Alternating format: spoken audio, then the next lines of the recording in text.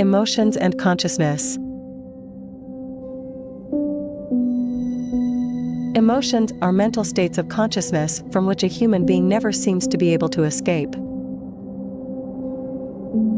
The German philosopher Martin Heidegger has said that a human being is always in some kind of emotional state.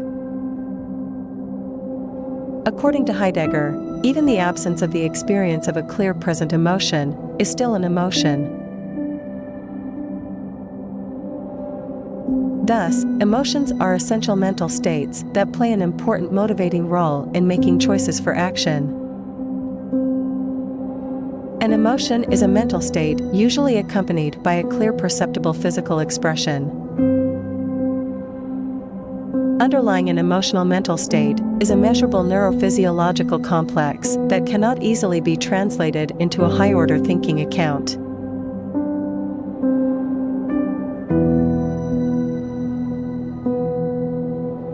We experience a significant distance between the neurological physical circumstance and the rational account of that circumstance.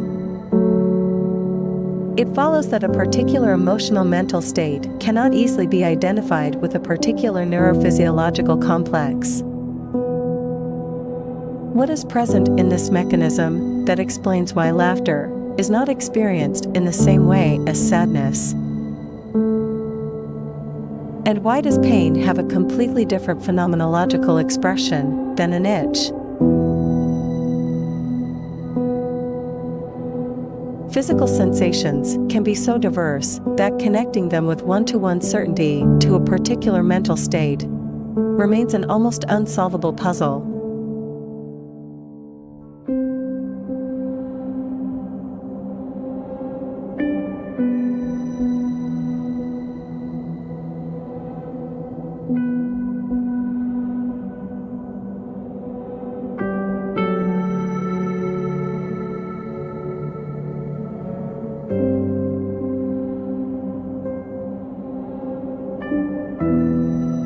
We learned from Edmund Husserl's phenomenological project that compiling an exhaustive list of all phenomenological aspects of a given mental state might be the closest we will ever get to a scientific account of the relation between emotions and their consequent physical expression.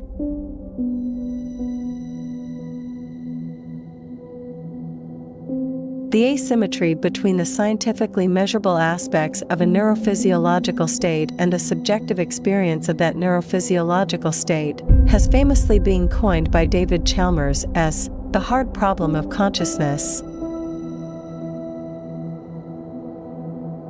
We may be able to explain consciousness processes biologically.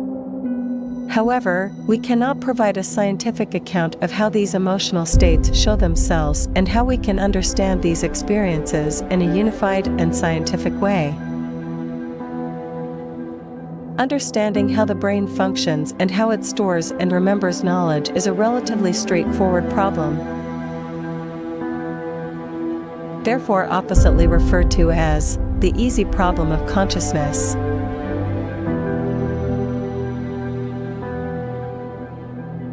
But explaining the experience of consciousness in all its various capacities in scientific terms is a problem of an entire different order.